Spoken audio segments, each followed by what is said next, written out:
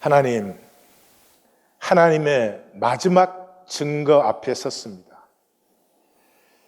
아픈 말씀이지만 우리의 가슴으로 받게 하여 주시어서 하나님께서 인도하시는 구원의 물결에 함께하는 우리 모두가 되게 하여 주옵소서. 예수님의 이름으로 기도합니다. 아멘. 오늘 본문부터 64장까지는 양편의 최후의 진술이에요.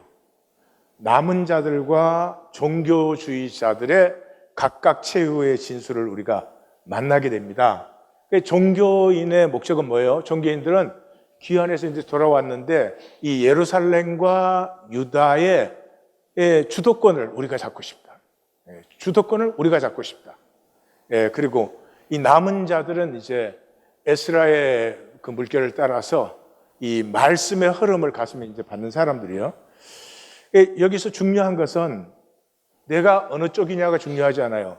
이 말씀에서 그러니까 양쪽이 최후 진술이니까 들으면 알아요. 내가 이쪽인지 저쪽인지. 내가 남은 자일 수도 있고 내가 종교주의자일 수도 있어요. 그러나 그건 하나도 중요하지 않아요. 그것을 성찰할 수 있는 게 중요해요.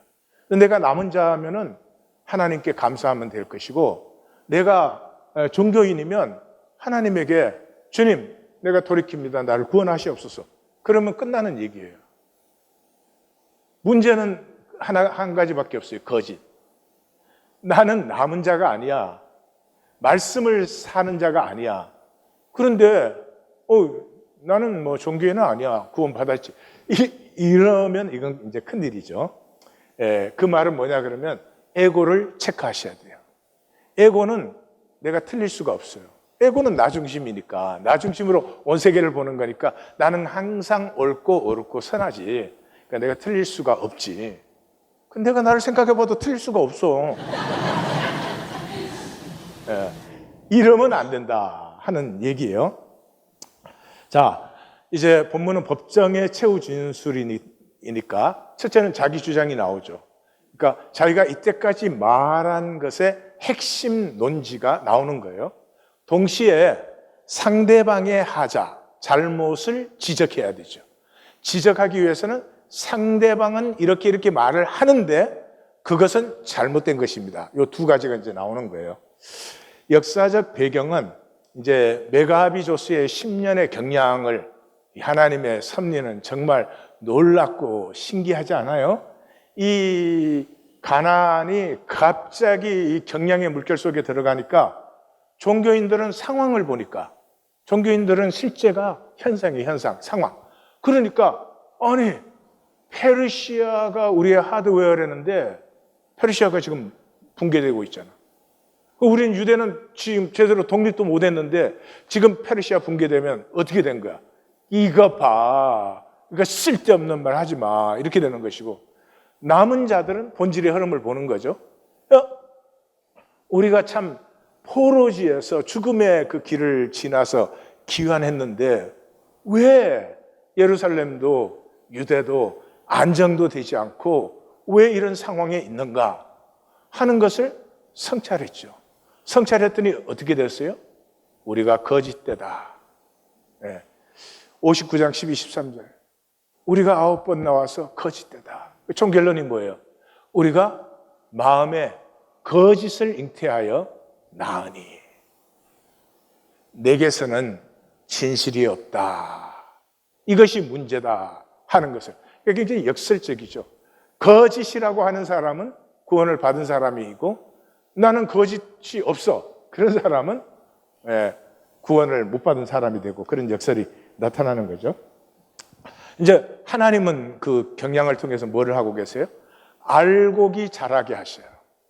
그래서 에스라가 귀환해서 시작된 이 말씀의 물결에 느헤미야를 통해서 종교주의자들은 완전히 종교주의로 영원히 가죠. 그래서 랍비 유대교라는 세상에서 제일 강력한 종교를 만들어요. 나 정말 이해가 안 가요. 그 똑똑한 사람들이 이 더운 여름에도 새까만 모자 쓰고 새까만 옷 입고 여기 머리 꼬고 이 옷에 술 달고 그러고 댕기면 하나님이 자기들의 뜻을 이루어줘야 돼. 그게 종교예요. 내가 종교 생활을 했으니까 하나님은 마땅히 나의 뜻을 이루어줘야 돼. 그게 종교예요.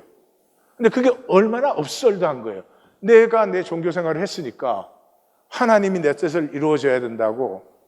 아니, 저렇게 새까맣게 입고 또 수염을 기르고 꼬고 온 세상에 하나님의 뜻이 이루어지기를 원하면 하나님의 뜻을 살면 되잖아요.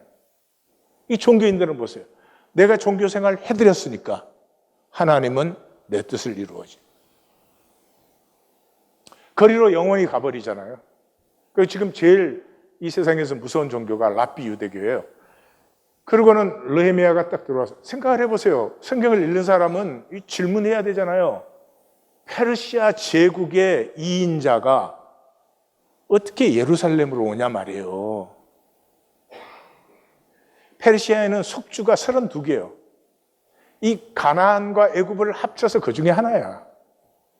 그 중에서 제일 미미한 도시가 예루살렘인데 어떻게 페르시아의 2인자가 예루살렘에 오냐고요.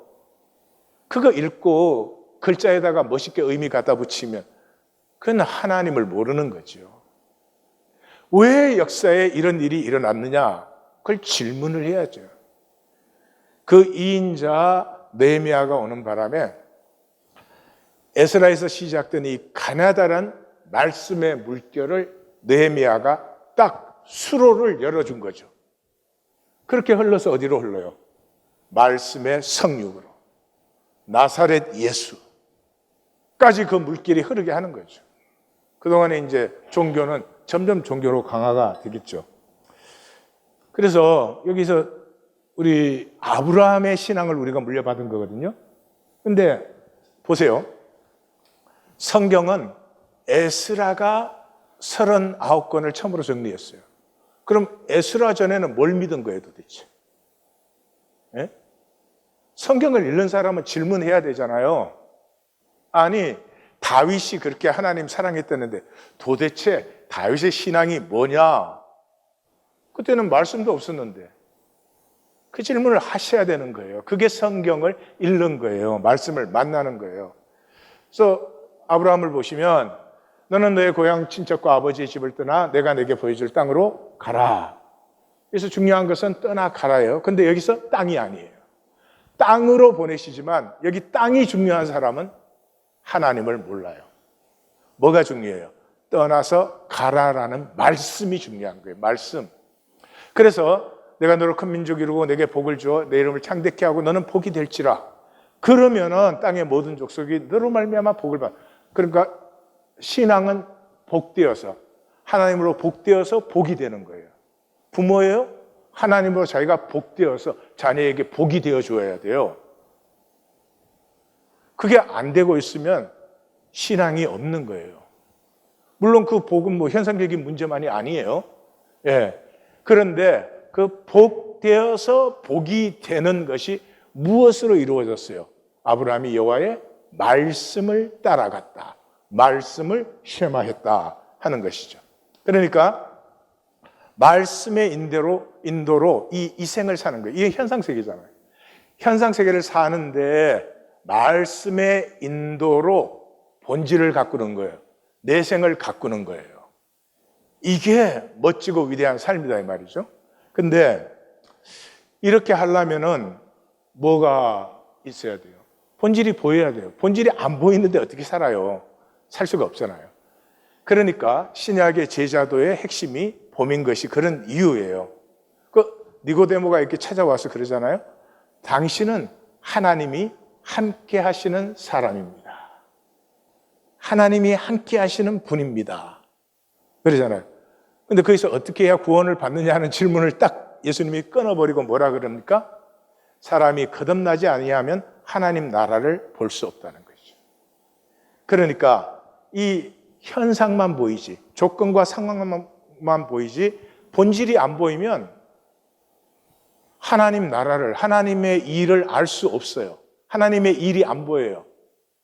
사람의 일밖에 안 보이는 거예요. 그래서 내가 예수님을 믿는다 그러면은 이 굉장히 레디컬한 거예요. 이 기독교의 제일 문제가 뭐냐 그러면 똑같은 마음, 생각, 모습, 자세로 교회당을 왔다 갔다 하면은 이게 믿는 거라고 생각을 해버리니까 여기에 모두가 멸망당하고 있는 거예요. 굉장히 레디컬한 거예요. 왜냐 그러면 이 현상 세계에서는 육과 현상이잖아요. 육과 현상을 분명히 살아야 되고 살고 있는 삶인데 그 삶에서 나는 영과 본질을 피우는 삶이에요. 그래서 다하여가 가치가 있는 거예요. 아니 현상 사는데 뭐에 마음을 다하고 성품을 다하고 힘을 다해서 살아버려요. 다른 것도 살아야지. 다 팔아의 가치가 있는 삶이 내가 현상을 살지만 본질을 피우기 때문에 사실은 현상의 것은 다 어차피 소멸되는 것, 다 팔아도 괜찮다. 굉장히 레디컬하고 절대 가치를, 절대라는 말은 함부로 쓰는 것이 아닌데 정말로 절대 가치를 사는 삶이 하나님을 믿는 믿음의 삶이다. 옆에 한번 인사하십시다. 시시한 거 아니요.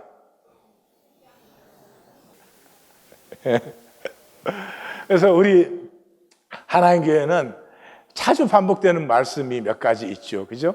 그 중에 하나가 히브리서 11장 13절이에요. 이 사람들은 다 믿음을 따라 죽었으며 현상의 삶의 끝은 죽음이에요. 여러분은 무엇을 위해서 죽으실 것입니까? 믿는 사람은 믿음을 따라 죽어요. 왜냐 그러면 본질의 약속은 현상계에서 받는 게 아니니까. 그래서 멀리서 보고 환영했어요. 그래서 분명히 세상을 살아가는데 세상에서는 외국인과 나그네처럼 살아요. 이게 멋진 거예요. 현상 산다고 너무 물질에 종노릇하고 노예되고 사람들의 조건, 성공, 성취 이런 거에 귀 눌려 있고, 그것은 생명을 모르는 삶이죠. 이 세상 속에 분명히 살아요. 그런데 세상이 감당할 수 없는 사람들, 그것이 바로 하나님 교회가 19년을 추구하고 걸어온 길이에요. 한 번 더 말씀드릴게요. 세상 속에 사는데 세상이 감당할 수 없는 사람이 되는 거예요. 우리 교회 개척해가지고 한 3, 4년 지나면서부터는 학교에서 예배를 드릴 텐데 매주 한 30명 정도 새로운 사람들이 왔어요. 매주 영접 테이블이 한 30명씩이에요. 매주. 그러니까 이민교회로 따지면 개척교회가 하나씩 들어오는 거예요. 그때 제가 잠시 이런 생각도 해봤어요. 30명씩 오는데 이렇게 잘 대접하고 별로 비 안 건드리고 참 훌륭하십니다. 감사합니다. 그리고 이렇게 자리도 만들어 가지고 선교회 부회장 보 이런 거 만들어서도 주고 그러면 니 좋고 나 좋고 그렇게 되는 건데 그런 목회가 그럴 수 있겠다는 생각 잠깐 했어요. 그런데 이민교회 그렇게 커져야 몇 명이에요? 동부? 몇천 명이에요. 한국에서는 몇천 명이 그냥 그때는 기본이에요. 기독교는.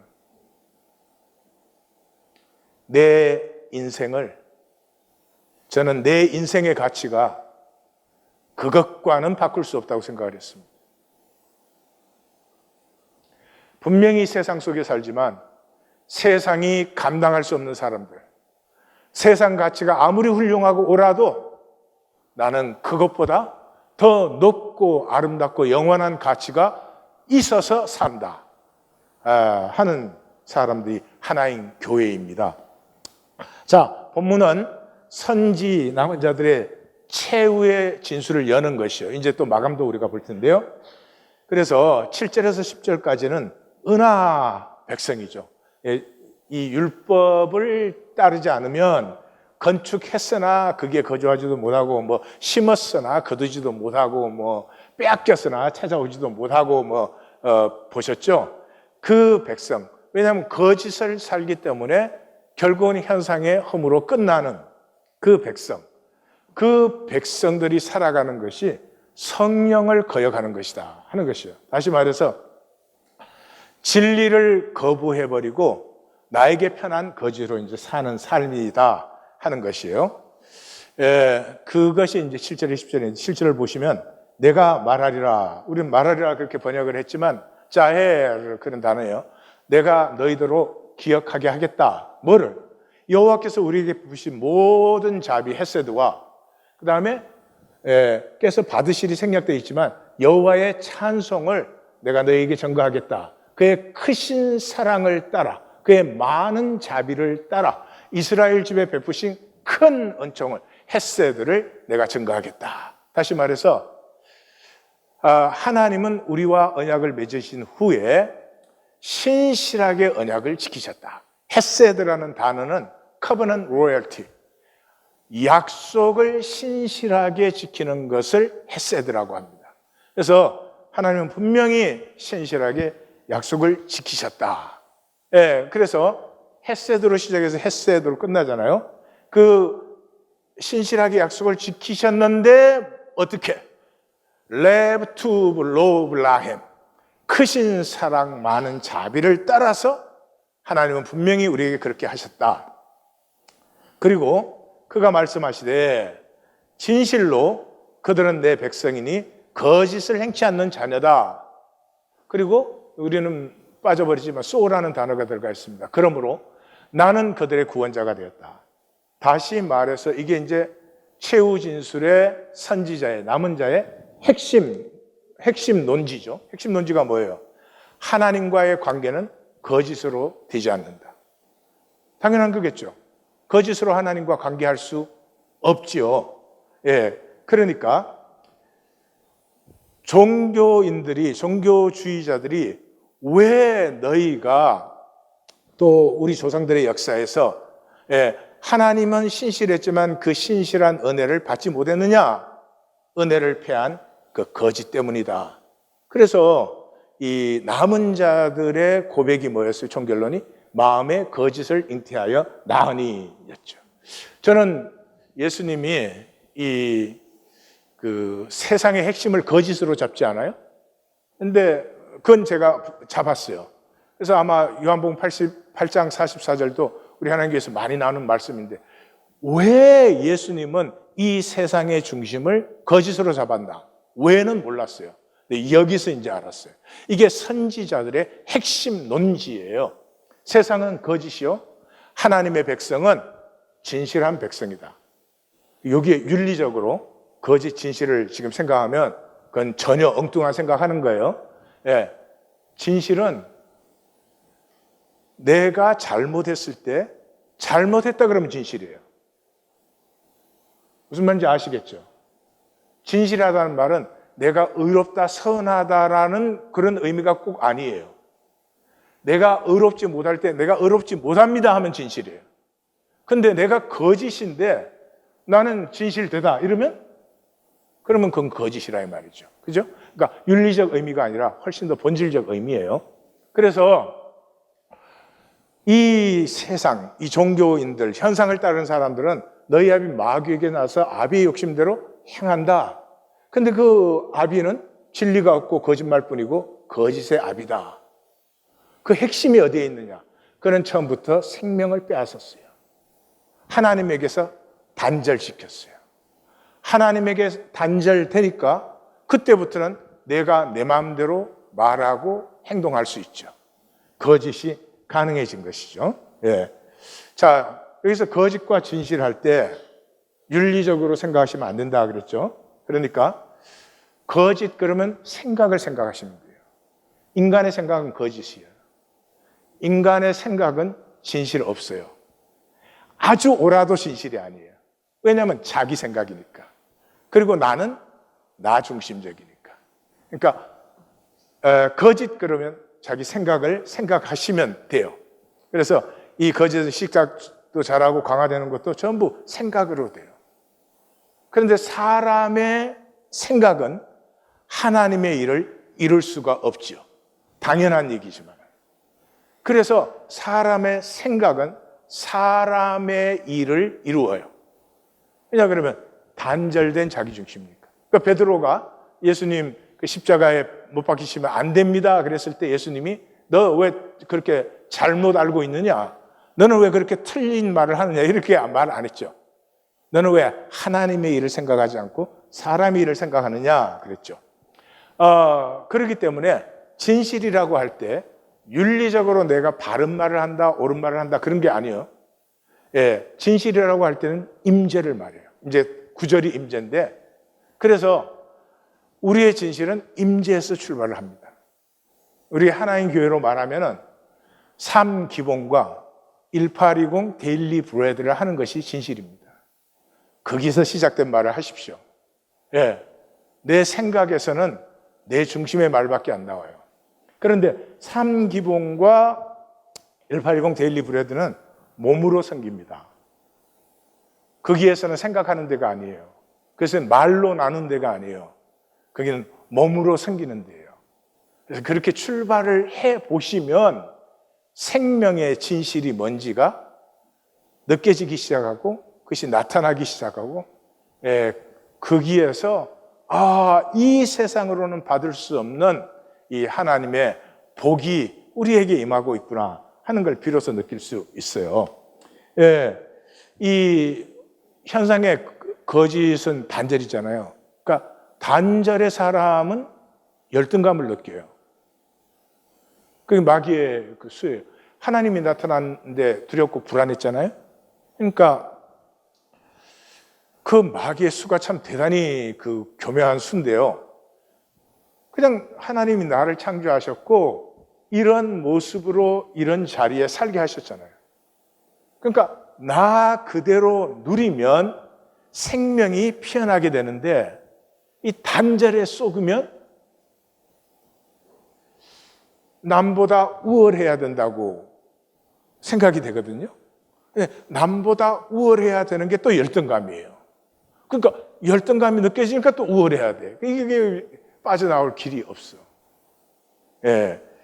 그래서 이 단절의 사람은 생각의 늪에 빠져버려요. 뭐 내가 뭘 잘못했다 그러면 그건 내가 좀 잘못했어요. 내가 참 부족했습니다. 그러면 끝나버릴 일인데 그거를 생각 속에서 맨날 며칠을 돌려요. 자기를 변명하고 싶고 자기를 정당화하고 싶으니까. 그것이 에고가 하는 일이에요. 거기에 생명 에너지를 낭비하실 필요가 하나도 없어요. 3기본 하세요. 이거 해야 뭐 구원받는다. 물론 그래요. 근데 그런 의미가 아니고요. 3기본과 1820 데일리 브레드를 몸으로 섬기기 시작하면서부터 전혀 내게서 새로운 실제가 현상과 육으로만 살던 내가 본질과 영이 피어나는 것을 경험하실 수가 있어요. 그러니까 그렇게 섬기기 시작하면 또 맞고 틀리고 그게 별로 관심이 없어요. 사람이 다 틀렸지 뭐. 맞는 사람이 세상에 어디 있나. 그래서 몸의 섬김이 시작되면서부터 생명의 진실이 피어나는 거예요. 가룟 유다, 이사야서를 하면서 가룟 유다 묵상을 많이 하게 되는데 가룟 유다가 얼마나 힘들었을까 싶어요. 아마 돈깨를 맡은 거 보면 초기에는 제일 중요한 제자였겠죠. 제자들의 중심이었겠죠. 근데 십자가 가까이 갈수록 제자들 보면 이게 뭔지 이해도 제대로 못하면서 뭐 그렇다고 예수님한테 말을 똑바로 하느냐. 예수님 여기 와서 죽을 거면 우리는 왜 불렀습니까? 이런다든지 그것도 아니야. 근데 아마 완전히 갔을 것 같아요. 뭐 했을 때. 마지막 유월절을 어떻게 준비할까요? 그랬더니 예수님이 저 길에 나가면 물 한 동이 들고 가는 사람이 있는데 그 사람 따라가가지고 그 집 주인한테 좀 부탁 좀 해봐라. 이래요. 여러분 가룟 유다가 이 말 들었을 때 이건 끝났다. 저런 인간을 믿고 내가 여기까지 따라와. 여러분 예수님을 은30에 팔 수 없습니다. 절대로. 거기에는 엄청난 분노와 엄청난 그 가치 판단이 저 사람 저거 뭐 거의 사기꾼이다라고 생각했을지도 모르겠어요. 그게 없이는 그렇게 팔 수 없습니다. 우리의 생각은 거짓입니다. 생각으로 신앙생활을 할 수 없습니다. 생각으로 하나님의 일을 이룰 수 없습니다. 우리 성도님들의 모든 생각은 삶 기본과 1820 데일리 브레드 섬김에서 시작되시기를 주의 이름으로 축복합니다. 머리에서 나온 것이 아니라 가슴에서 생각이 나오도록. 자, 그래서 9절에 임재가 나옵니다. 그들의 모든 환난에 그도 환난을 받으시고, 우리는 동참하사 그랬죠. 출애굽기 2장 23절을 보면 이스라엘 자손이 탄식하며 부르짖으니 그 부르짖는 소리가 하나님께 상달되었다. 자, 이스라엘이 고통도는 걸 받았으면 하나님이 이러면 끝나는 거 아니에요. 그냥 애굽은 그 자리에서 멸망해버리고 히브리 사람들이 그게 주인이 되면 되잖아요. 왜 하나님은 그렇게 안 하실까요? 왜 하나님은 지금 당장 죽을 지경인데 인제사 모세가 태어나게 해가지고, 또 얘가 언제 자라나 이게? 그것도 자라났으면 빨리 뭐 구원을 좀 하든지 해야지. 아니 광야로 왜 도망은 또 가야 되나? 뭐 하고 계시죠? 상황을 전환해야 되면 하나님은 뭐 이러면 끝나는 거죠. 그게 아니고 우리의 가슴에 하나님의 말씀, 하나님의 길, 하나님의 섭리가 느껴져서 우리 안에 있는 하나님의 형상이 피어나게 하셔야 되니까, 그러니까 일이 이렇게 복잡한 거죠. 현상, 조건과 상황만 보는 것은, 생각으로 보는 것인데 결코 하나님의 일을 이룰 수가 없다. 옆에 인사 나누세요. 3기본하고 1820 데일리 브레드 몸으로 섬기십시다. 자, 그래서 하나님의 해결을 잘 보세요. 이 환난 중에 있는 백성에게 그 환난이라는 상황에서 건져주는 게 아니라 자기가 그 환난 속에서 같이 해주시는 거죠. 임재. 이게 영광이고 이게 복이고 이게 정말 은혜죠. 자기 앞에 사자로 그랬는데, 앞이라는 단어가 파님, 얼굴이란 말이에요. 그러니까 하나님은 영이시니까 나타날 수가 없죠.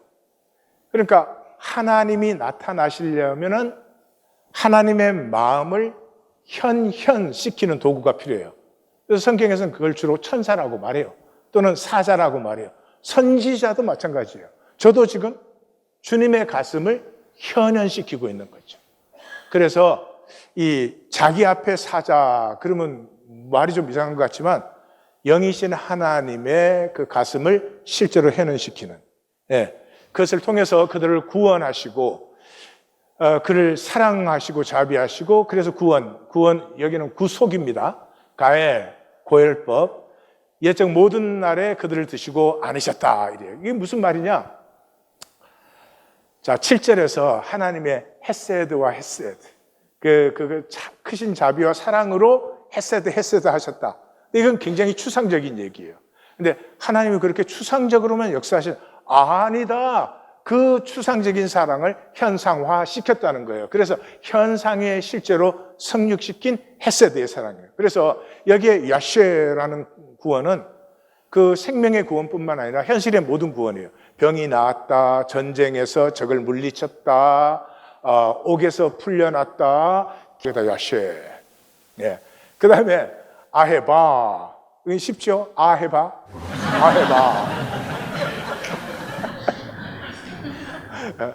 아헤바는 인간적인 사랑을 얘기해요. 주로 남녀 간의 사랑, 심지어 굉장히 육적인 사랑을 얘기할 때 아헤바라고 해요. 하나님에게 쓰는 단어가 아닌데 여기 쓰잖아요. 그 다음에 햄라는 피디예요, 피디. 그리고 가엘은 무르다, 기업을 무르다, 고엘법, 그러죠. 그리고 나테엘은 안았다, 나사는 업었다, 이런 거죠. 그러니까 하나님의 그 헤세드라는 사랑은 이게 어마어마하게 큰 거 상상이 안 되는 거예요. 사실 우리가 말로 해서 그렇지. 근데 그 사랑을 하나님은 현상으로 다 실제화시키셨다 하는 것을 이제 얘기하는 거예요. 자, 그까지가 이제 선지의 1차 논증이에요. 그런데 10절에서 2차 논증이 나오죠. But they rebelled. 그들이 반역했다. 여기 단어가 말하라는 단어인데 다투다라는 단어예요. 그래서 주의 성령을 근심케 하여, 아ጼ브인데 가슴을 아프게 하는 슬픔이에요. 그가 돌이켜 그들의 대적이 되사 친히 그들을 치셨다. 그러니까 반역이 뭐냐 그러면 성령을 근심케 하는 거예요. 성령을 근심케 하는 것은 마귀의 자식이 되는 것이고, 마귀의 자식은 단절된 것이 마귀의 자식이에요. 뭐 나쁜 짓 안 해도, 아주 훌륭하게 살아도 자기 의를 위해서, 자기 이름을 위해서 전부 하나님에게 속한 것이 아니에요. 하나님에 속하면 하나가 되니까. 그것이 성령님의 본성이에요. 성령님의 본성은 하나됨이에요. 그래서 오순절에 성령이 강림했을 때 종교는 맨 무슨 뭐 급하고 강한 바람 소리 같은 게 있고 불의 혀같이 갈라지, 그런 거 막 강조하잖아요. 요즘 시계는 바람 없으면 선풍기 들면 돼. 그게 아니고 그런 현상적인 것이 물론 있었지만 제일 중요한 건 뭐예요? 그것을 통해서 코이노니아가 이루어졌죠. 부모 자식 간에도 단절된 세상에서 가슴이 통하는 사람들이 생긴 거예요. 가슴이 통한다고 뭐 그 공산주의 다 똑같이 나누가, 그런 게 전혀 아니에요. 가슴이 통할 때 생기가 살아나요. 내가 힘든데 내 남편이 내가 힘든 거를 조금 같이 느껴줘. 그때 왠지 힘이 나죠. 생기가 피어나는 거예요. 아이들도 마찬가지예요. 부모가 아이의 마음을 느껴줄 때예요. 근데 우리는 입만 벌렸다면 선악과지. 응? 그런 친구 사귀지 말라 그랬잖아.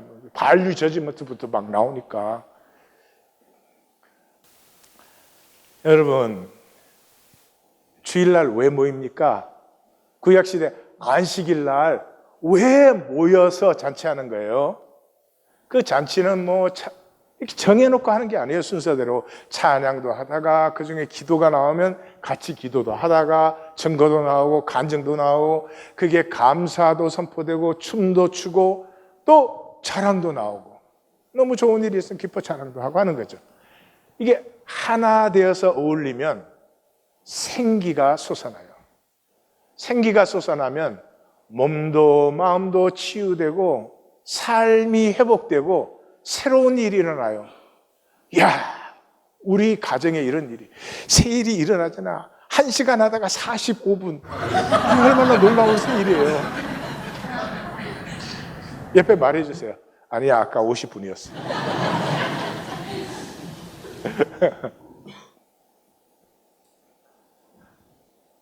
저를 잘 들으세요. 주일날 우리가 모이는 것은 모여서 종교의식 해봐야 똑같은 사람이에요. 평생을. 이것이 이 복된 잔치가 될 때, 복된 잔치가 된다고 하는 것은, 바꿔서 말하면 이런 말이에요. 예, 생각은 욕망에서 나와요. 욕망이 없으면 생각이 없어요. 그래서 행복할 때는 무아, 생각이 없어지는 거예요. 근데 생각과 욕망은 쉼이 없어요. 쉼이 없어요. 이 쉼이 없는 삶에 우리가 다 지쳐있고 시달리고 있는 것이죠. 멈춤이 필요해요. 에고가 멈추는 시간이 필요해요. 근데 에고는 멈춰지지 않아요. 에고가 멈춰주는 유일한 길이 하나님의 임재예요. 임재. 1820 데일리 브레드 순으로 모이면 첫째로 함께 안식. 세상 거 좀 다 잘 됐든 못 됐든 뭐 네가 똑똑하든 내가 똑똑하든 그런 거 다 놔두고 그냥 거기에서는 전부 나는 나로, 그냥 나로 말하고 부족해도 정죄받지 않고, 그리고 복된 나눔. 현상과 조건에 사로잡힌 나눔이 아니라 우리 가슴에 있던 거예요. 현상과 조건이 아니라 우리 가슴에 정말 나누고 싶었지만 세상에서는 나눌 수 없는 그런 것들이 나누어져요. 그렇게 되면 자람이 생겨요. 전에는 막 저런 거 탁 보면 벌써 정죄 판단이 팍 들어오고 그러는데, 이제 그런 걸 보면은, 그렇지, 삶에 저런 경우가 있지. 생각해보니까 나도 사실은 그랬던 적이 있지. 이렇게 해서 굉장히 그 사람이 생기고, 그 사람은 굉장히 생명을 기쁘게 하는 것이에요. 그래서 오늘 선지자의 핵심 논지가 뭐예요? 너희는 거짓 백성이다. 하나님의 말씀과 하나님의 섭리를 전혀 모른다 하는 거잖아요. 근데 그게 왜 그렇게 된 거예요? 생각이죠, 생각. 그러므로 이제 하나님 교회에서는 기도, 묵상, 예배를 생각으로 하지 마십시오. 그것도 생각으로 해야 되면 얼마나 힘들어요. 그냥 그 중에 복이 있는 분은 주무시는 분이에요. 아주 요즘은 발달을 시켜가지고 눈 뜨고 딱 앉아갖고 자더라고요. 예, 이 다섯 매를 생각으로 예배 드릴 바에는 주무시는 분이 은혜 받은 분이에요. 정말이요.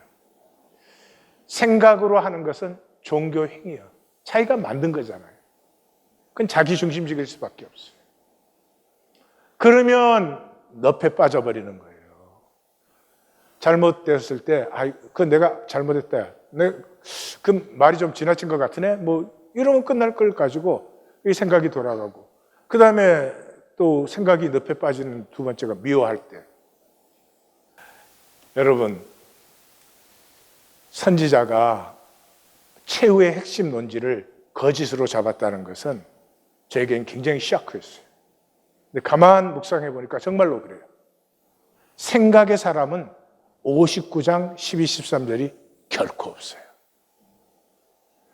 그런 것이 있으면 나름대로 뭐 어쩔 수 없이 내가 그래도 나름대로 하는데 뭐 이렇게 하지 9번을 거짓임을 고백하고 우리가 평생에 하는 일이 마음에 거짓을 잉태하여 나는 것입니다. 할 수가 없는 거죠. 11절에서 13절은 여기가 이제 말씀 만나기 보니까 많이 헷갈리시더라고요. 이게 인용하는 파트예요. 이건 종교주의자들이 하는 말이에요. 종교주의자들은 왜 그러냐 그러면 이 사람은 삶이 육체와 돈밖에 없어요. 영적 감각이 말살될 사람이에요. 예. 이 현상이 전부고 실제이기 때문에 본질을 느끼는 감각 자체가 거의 희미해져 버린 그런 상태예요. 그래서 이 사람들도 자해로로 시작해요. 백성이 옛적 모세 때를 기억해요. 그런데 남은 자들은 뭘 기억했어요? 헷세들을 기억했어요. 하나님의 마음을. 이 사람들은 뭘 기억했어요? 현상만 기억해요. 그때 뭐 물이 갈라졌다, 이 하나님이 뭐 모세 오른팔을 잡아주셨다, 현상만 기억하지 전혀 본질을 기억하지 못해요. 그래서 어디 계시냐 그러는 거죠. 백성의 양떼의 목자를 바다에게 올라오게 하시니가 어디 계시냐? 그들 가운데 성령을 두시니가 어디 계시냐? 그 영광의 팔로 모세의 오른손을 이끄시니가 어디 계시냐? 그들 앞에 물을 갈라서 그 이름을 영원케 하시니가 어디 계시냐? 그들을 기쁨으로 인도하시되 광야에 말같이 넘어지지 않게 하시니. 이 말은 뭐냐 그러면 광야에서는 말이 막 힘차게 달릴 수 있잖아요. 그래서 기쁨으로 인도하셨음에도 불구하고 끄떡없이 힘차게 그렇게 달리게 하신 그 분이 이제 지금은 뭐 하는 거야 도대체 그러면? 왜 예루살렘이 이 모양 요꼴이야? 아니 왜 유대가 이런 상태로 있어야 돼? 그 이유는 뭐예요?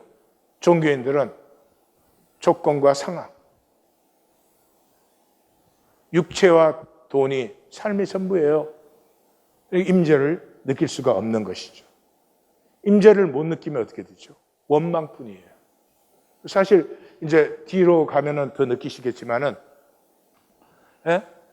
하나님이 잘해 주셨더라면 내가 이러겠어? 응? 하나님 날 축복해 주셨더라면 내가 이러겠어? 종교인들은 반드시 하나님을 원망함이 중심에 들어 있습니다. 잘 말하지 않고 나타내지 않지만 분명히 그렇습니다. 이스라엘 백성이 광야에 나가서 뭐 했죠? 멸망한 사람들은 다 10번 원망했습니다.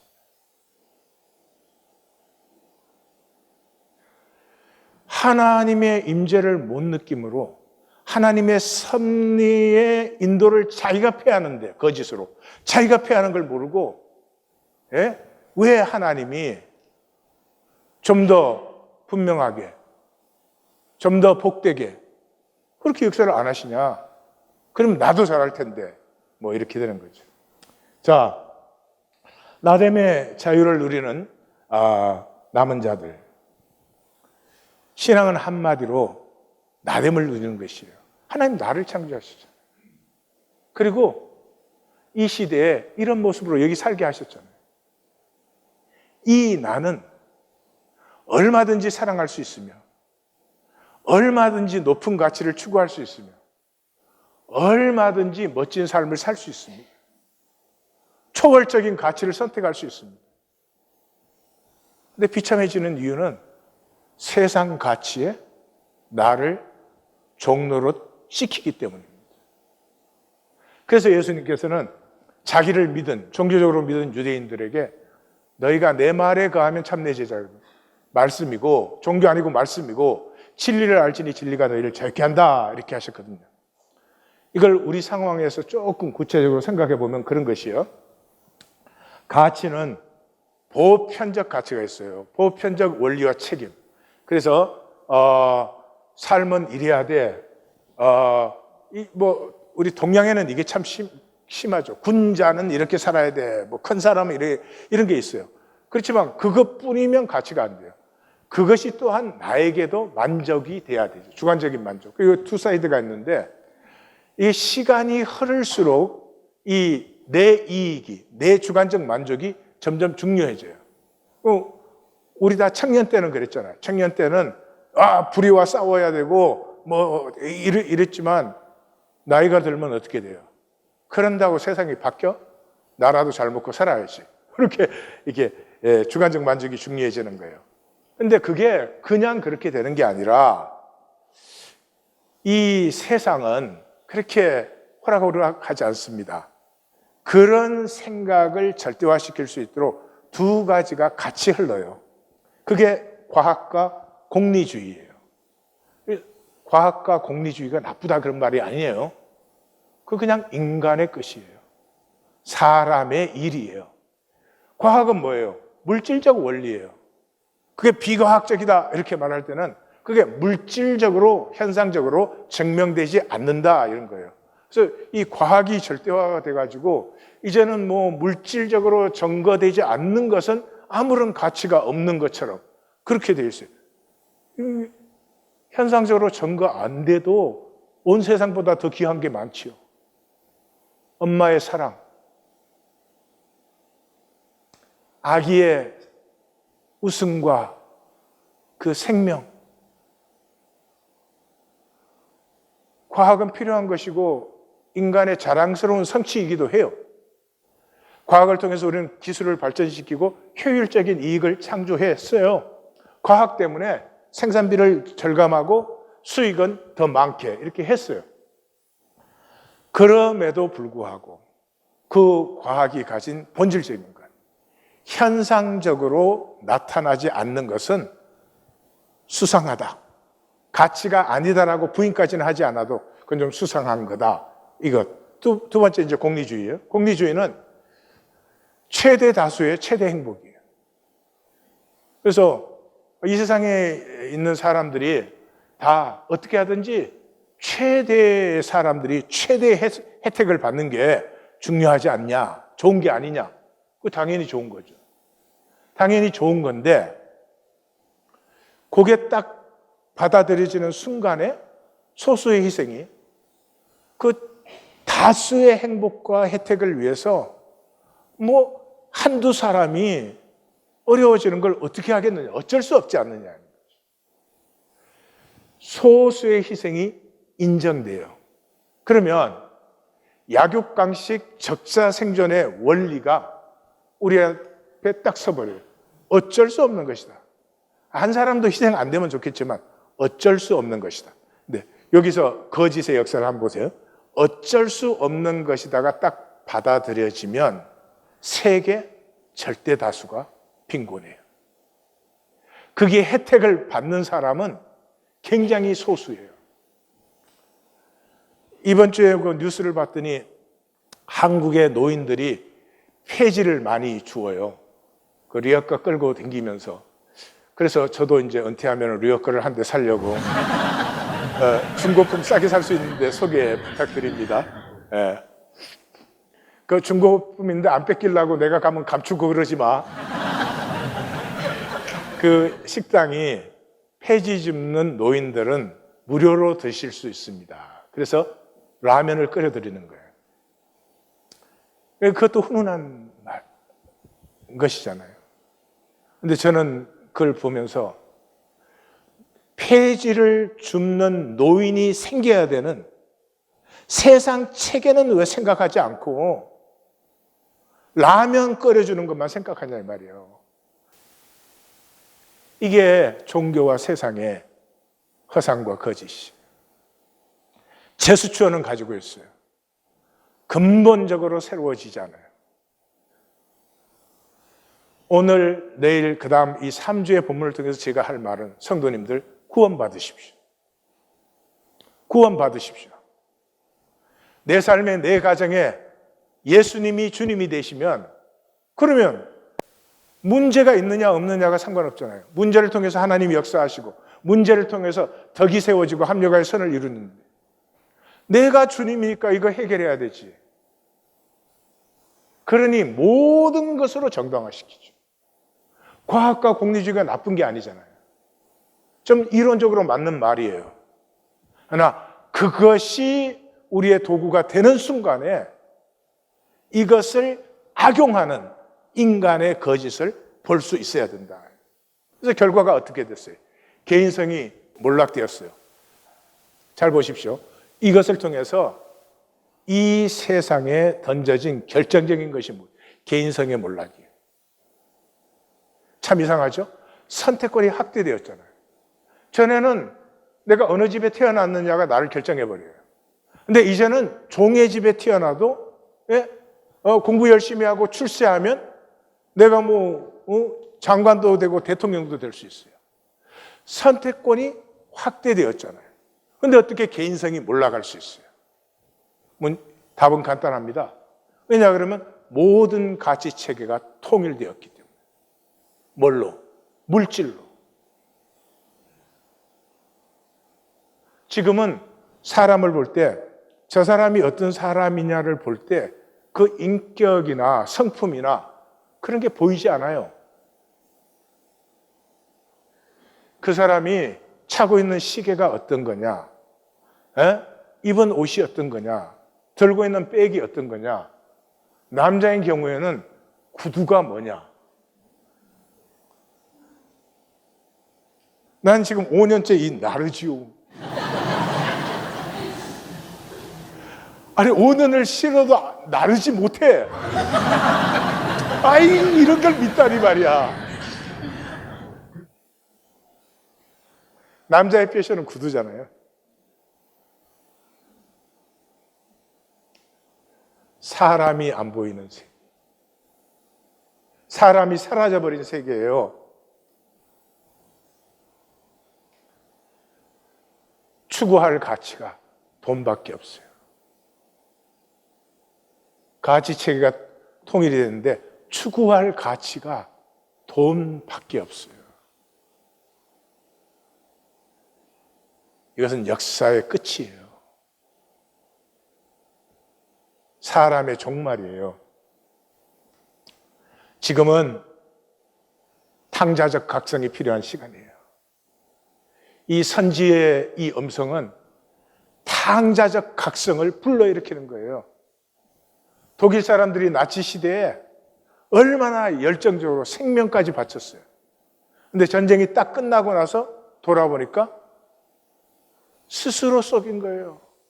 그 나치에 광분해가지고 온 세계를 전쟁터로 몰아붙이고 수많은 사람을 그렇게 죽이고 자기들도 스스로 죽어가면서 탕자적 각성이 일어난 것이죠. 탕자가 지엽 열매를 먹은 게 아니에요. 보통 그렇게들 이해를 해요. 지엽 열매로 배를 채우고자 하지만 주는 사람이 없었어요. 그런데 아버지의 집에는 품꾼이, 종이 아니에요.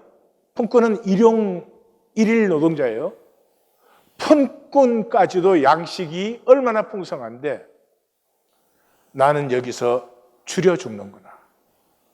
오늘 우리의 각성은 이것이 되어야 됩니다. 예? 이 돈으로 모든 것이 만들어진 세상 속에서 우리는 모든 것을 가지고도 얼마나 목마르고 메마르게 살고 있으며 우리의 생명은 날로 날로 더 소멸해가는 그런 세상을 살고 있는 것입니까?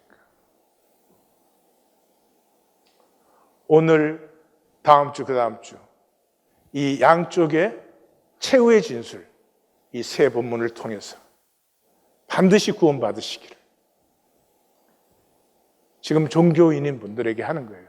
반드시 구원받으시기를, 반드시 거듭나시기를, 더 이상 세상의 종이 아니라 세상 속에 살지만 세상이 감당할 수 없는 하늘의 생명을 사는 성도들이 되시기를 주의 이름으로 축원합니다. 기도하십시다. 말씀을 붙들고 간절히 기도하겠습니다.